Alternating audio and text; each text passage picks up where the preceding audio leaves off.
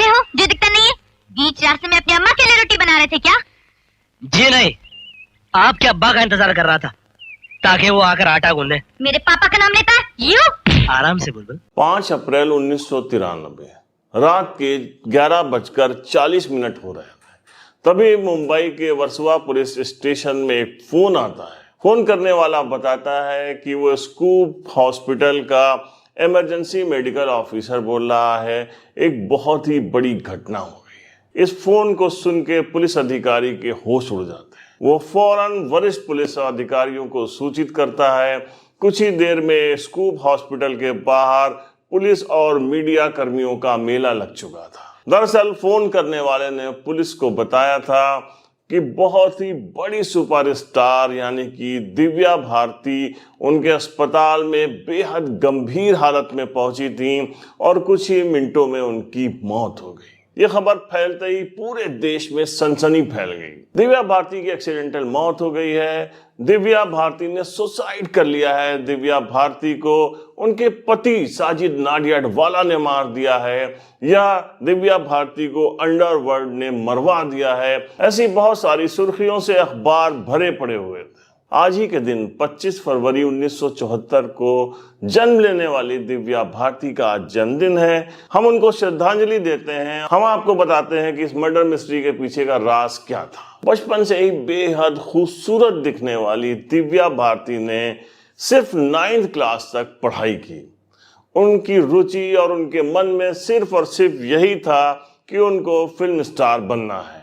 14 साल की उम्र में ही उन्होंने मॉडलिंग शुरू की और मॉडलिंग में वो बहुत ज्यादा पॉपुलर हो गई। 16 साल की उम्र में दिव्या भारती को पहला ब्रेक मिला। फिल्म थी गुनाहों का देवता, लेकिन बेहद खूबसूरत होने के बावजूद उनको रिप्लेस कर दिया गया और इस फिल्म में संगीता बिजलानी को ले लिया गया। दिव्या भारती ने तेलुगु फिल्मों की तरफ रुख किया और उनको उस वक्त तमिल सुपरस्टार वेंकटेश के अपोजिट एक बेहतरीन लीड रोल मिला।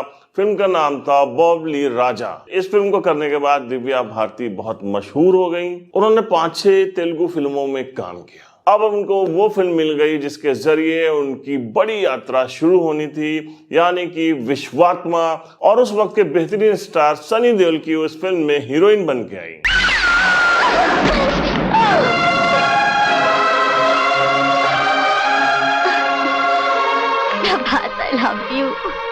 विश्वात्मा का एक गाना था जिसमें दिव्या भारती ने अपने ऐसे जौहर दिखाए कि वो इस फिल्म के बाद सभी के दिलों पे राज करने लगी।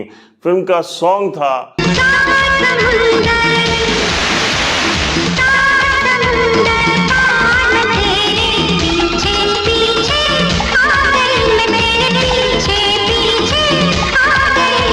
विश्वात्मा के बाद दिव्या भारती के पास फिल्मों की झड़ी लग गई।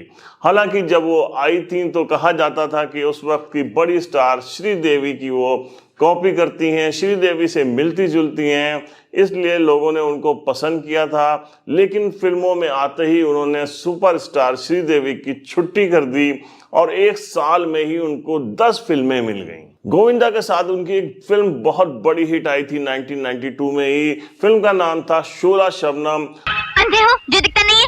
बीच रास्ते में अपनी अम्मा के लिए रोटी बना रहे थे क्या? जी नहीं, आपके अब्बा का इंतजार कर रहा था ताकि वो आकर आटा गूंदे। मेरे पापा का नाम लेता है यू? आराम से बुलबुल। और इसी साल इंडस्ट्री के एक और सुपरस्टार का उदय हुआ था जिसके साथ उनकी फिल्म ने तो कमाल कर दिया था।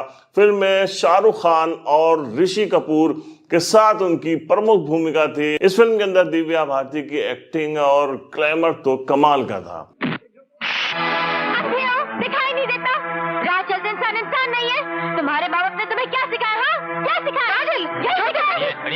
रमाकांत सहाय के बेटे क्या बिगाड़ेगी? दीवाना में ही उनको पहला फिल्म फेयर अवार्ड भी मिला। 1992 जिस साल दिव्या भारती की 10 फिल्में सुपरहिट रहीं, इसी साल शोला और शबनम के सेट के ऊपर दिव्या भारती और साजिद नाडियाडवाला से मुलाकात होती है। गोविंदा ये मुलाकात कराते हैं, उसके बाद दोनों में गुफ्तगू होती है, मुलाकातों का सिलसिला शुरू होता है और फिर दोस्ती का प्यार में बदल जाती है, ये पता ही नहीं चलता।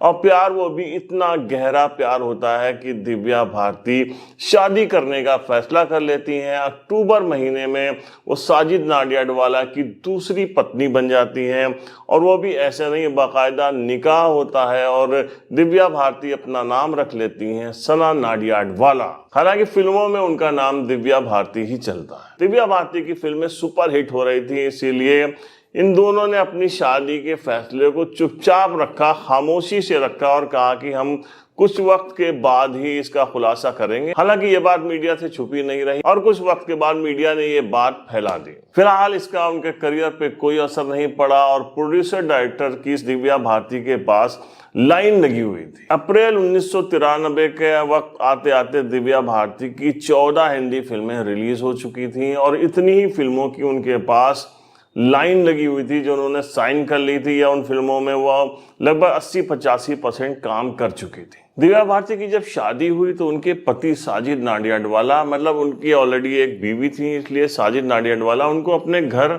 नहीं लेके गए थे, बल्कि मुंबई के वर्सोवा में एक शांति अपार्टमेंट था, उसके 5th फ्लोर पे उन्होंने 3 BHK का एक फ्लैट किराए पे दिलाया था, जिसमें दिव्या भारती रह रही थी पिछले 5-6 महीनों से। अब हम बात करते हैं 5 अप्रैल 1993 की, जिस दिन की ये घटना है।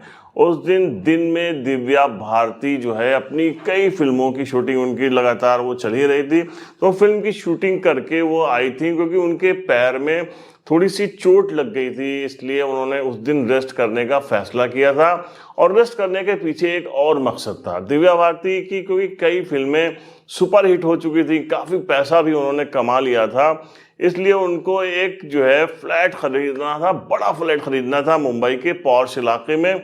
इसी दिन उनकी वो डील हुई थी, उन्होंने 4 BHK का एक फ्लैट जो है वो खरीदा था, बहुत ही शानदार आलीशान, और 5 अप्रैल 1993 को दिन में ही उन्होंने इसकी डील की थी।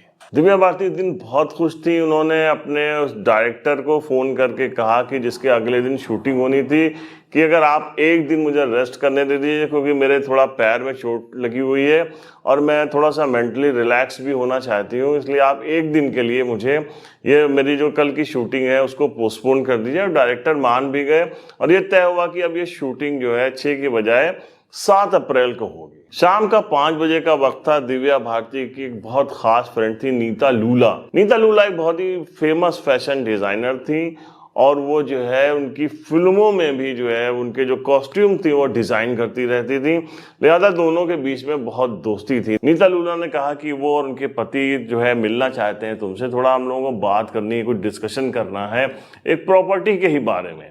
तो दिव्या भारती ने कहा कि आ जाओ, आज मैं खाली हूँ, घर पे ही हूँ, आ जाओ। 1 घंटे के बाद नीता लूला और उनके पति श्याम लूला जो हैं वो दोनों लोग पहुंच जाते हैं शांति अपार्टमेंट, दिव्या भारती के घर। दिव्या भारती के बचपन से उनके घर में एक मेड थी और वो मेड उनके साथ ही रहती थी। जब दिव्या भारती फिल्म एक्ट्रेस बन गई तो वो अपने पेरेंट्स से उस मेड को लेके आ गई थी और वो मेड ही उनका खाना बनाती थी, उस वक्त उनके घर में मौजूद थी, यानी कि ये 4 लोग उस वक्त घर में मौजूद थे। दिव्या भारती ने अपने मेड से कुछ स्नैक्स बनाने को कहा और उसके बाद वो खुद जो है वो अपने घर में रखी ब्लैक लेवल रम जो उनको बहुत पसंद थी, वो पीती थी, वो निकाल के लाई और मेहमानों के लिए उन्होंने स्कॉच खोली। टेबल पे शराब लगी हुई थी, स्नैक्स आ रहे थे और बातचीत का सिलसिला बहुत देर तक चलता रहा और शराब भी बहुत देर तक चलती रही। तीनों ने खूब शराब पी, लेकिन सबसे ज्यादा शराब पी दिव्या भारती ने, जो पूरी बोतल ही गट कर गई थी। ड्राइंग रूम में बात करते करते दिव्या भारती जो है 2 बार उठ के वो वॉशरूम गई थी और जब रात के करीब 9 साढ़े 9 बज रहे होंगे तो दिव्या भारती तीसरी बार उठ के किचन के अंदर गई। दिव्या भारती जब किचन में पहुंची तो उनकी मेड उस वक्त भी स्नैक्स बना रही थी। तो उस किचन के अंदर एक विंडो लगी हुई थी और उस विंडो में ग्रिल नहीं लगी हुई थी, सिर्फ शीशा लगा हुआ था। तो दिव्या भारती ने उस शीशे को खोला और खोलने के बाद वो जो है उस खिड़की में मतलब ऐसे करके हाथ करके बैठी, जैसा उनका जो फेस था वो किचन की अंदर की तरफ था और बल्कि वो पीठ उनकी जो है वो बाहर की तरफ थी और उस खिड़की में एक 8 इंच की वो दीवार थी जिसमें वो खिड़की लगी हुई थी और उसी के ऊपर दिव्या भारती बैठी। और कहा जाता है कि वो क्योंकि नशे में भी थी, उनका बैलेंस बिगड़ गया और दिव्या भारती पीछे की तरफ चली गई, बाहर की तरफ गिरी, 5वीं मंजिल से नीचे जाके गिरी। दिव्या भारती जब नीचे गिरी तो वो उसमें वहां पे पार्किंग थी, उसमें बहुत सारी रोज गाड़ियां खड़ी होती थी, लेकिन उस वक्त गाड़ी नहीं खड़ी हुई थी। अब दिव्या भारती गिरी, एकदम से उनकी मेट चिल्लाई और बाहर ड्राइंग रूम में बैठे हुए दोनों ही पति पत्नी वहां पे भाग के आए। उन्होंने जब ये नज़ारा देखा तो शोर मचाया। ऊपर से ये तीनों लोग और आसपास के रहने वाले कुछ लोग भाग के नीचे पहुंचे और उस वक्त दिव्या भारती की सांसें चल रही थी, लेकिन उनको बहुत ज़्यादा सर में चोट आई थी। उनके चेहरे और सर से बहुत ज़्यादा ब्लीडिंग हो रही थी। आनन फानन में उनको लेके पास में ही एक हॉस्पिटल था, स्कूप, वहाँ पे ये लोग पहुंचे और पहुंचने के बाद कुछ देर के बाद उनकी जो है सांसें थम गई। अब वर्सोवा थाने के एक सब इंस्पेक्टर थे JD जाधव, उनको ये विवेचना दी गई और उसके बाद इस केस की तहकीकात शुरू होती है। पूछताछ का सिलसिला शुरू होता है, सैकड़ों लोगों से पूछताछ होती है। पुलिस को सबसे पहले ये तीनों लोग बयान दर्ज कराते हैं पुलिस के सामने और घटना के बारे में बताते हैं। तो ये पहला एंगल होता है जो एक्सीडेंट का होता है, क्योंकि पुलिस के ऊपर भी बहुत सारा प्रेशर था। रोज अखबारों में छप रहा था कि साजिद नाडियाडवाला ने मर्डर करा दिया है, अंडरवर्ल्ड ने मर्डर कराया है, क्योंकि साजिद नाडियाडवाला से अंडरवर्ल्ड के जो है रिश्ते थे या रिश्ते बनाए थे अंडरवर्ल्ड ने उनके ऊपर, क्योंकि उस वक्त वो बहुत ज़बरदस्त प्रोड्यूसर थे। उनकी फिल्में लगातार आ रही थी और अंडरवर्ल्ड का जो कनेक्शन होता है मुंबई जो है फिल्म इंडस्ट्री से, उसके बारे में तो आप सब जानते हैं। तो पुलिस को भी कई एंगल पे काम कर रही थी। हाई प्रोफाइल जांच भी इसके बाद शुरू हो गई थी। तो दूसरा एंगल ये आया कि दिव्या भारती ने सुसाइड किया होगा, क्योंकि कहा जाता था कि साजिद नाडियाडवाला की फैमिली या साजिद नाडियाडवाला की माँ उनको बिल्कुल नहीं पसंद करती थी, इस वजह से वो नाराज थी या किसी तरीके का प्रेशर था। लेकिन जांच में यही आया कि दिव्या भारती को अगर सुसाइड करना होता तो वो उस दिन क्यों सुसाइड करती हैं। जिस दिन उन्होंने एक बड़ी डील की थी, अपने सपनों का एक महल खरीदा था, अपना एक घर खरीदा था, वो उसको लेकर बहुत खुश थी। ऐसा लूला के दोनों पति पत्नी से जब बातचीत की गई उसमें भी ये बात सामने आई। तीसरा अंडरवर्ल्ड कनेक्शन की जब बात हुई उसके बाद साजिद नाडियाडवाला से उनकी फिल्मों में जो पैसा लगाया गया था, जिन लोगों ने पैसा लगाया था, उसमें भी बहुत ज़बरदस्त तरीके की जांच हुई। 5 साल तक ये केस चलता रहा, लेकिन आखिर में पुलिस ने और जो डॉक्टर्स की जो टीम लगाई गई थी उन्होंने भी ये निकाला कि जिस वक्त दिव्या भारती की मौत हुई वो ड्रंक थी, बहुत ज़्यादा शराब पिए हुई थी और ये मौत एक्सीडेंटल हुई है। हालांकि आज तक दिव्या भारती की मौत सवालों के घेरे में है। उनकी मौत कैसे हुई ये तो बस आप उसी पे बिलीव कर सकते हैं जो पुलिस और डॉक्टर्स की रिपोर्ट थी। लेकिन आज तक इस मर्डर केस पे, इस मर्डर मिस्ट्री पे या इस मौत पे जो है वो सवालिया निशान लगे हुए हैं। लेकिन इंडस्ट्री ने एक बहुत बड़ी हीरोइन को खो दिया, इसमें कोई शक नहीं। सिर्फ 19 साल उनकी एज थी जिस वक्त उनकी मौत हुई। फिल्में लगातार उनके पास थीं, अपनी एक्टिंग, अपनी ग्लैमर का वो लोहा मनवा रही थी। यकीनन दिव्या भारती अगर अपनी जिंदगी जीती तो एक बहुत बड़ी लक्ष्मण रेखा वो खींच देती। तो आज की स्टोरी में बस इतना ही। हम मिलते हैं नेक्स्ट एपिसोड में एक नई कहानी के साथ। तब तक के लिए जय हिंद।